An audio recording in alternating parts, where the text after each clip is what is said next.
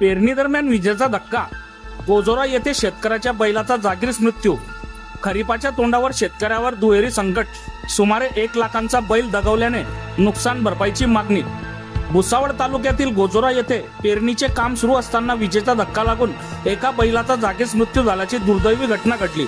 या घटनेत शेतकरी ज्ञानेश्वर एकनाथ तळेले आणि दुसरा बैल थोडक्यात बचावल्याने मोठा अनर्थ टळला.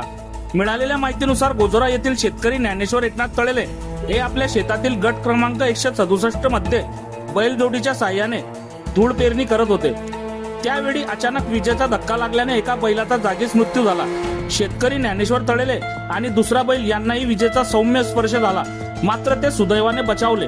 मृत बैलांची किंमत 1 लाख रुपये असल्याचे सांगितले जात असून खरीपाच्या पेरणीच्या तोंडावरच हा मोठा आर्थिक फटका बसल्याने तळेले कुटुंबियांसमोर गंभीर अडचण निर्माण झाली आहे. आधीच पावसामुळे अनेक शेतकऱ्यांवर दुबार पेरणीचे संकट ओढवले असताना या घटनेमुळे शेतकरी अधिकच अडचणीत सापडला आहे.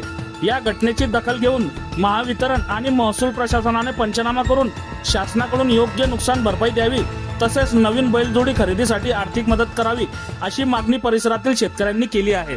बघत रहा MH19 न्यूज. मुख्य संपादक श्रीकांत वानखेडे सोबत ब्युरो चीफ जोएब सय्यद, जळगाव जिल्हा, महाराष्ट्र.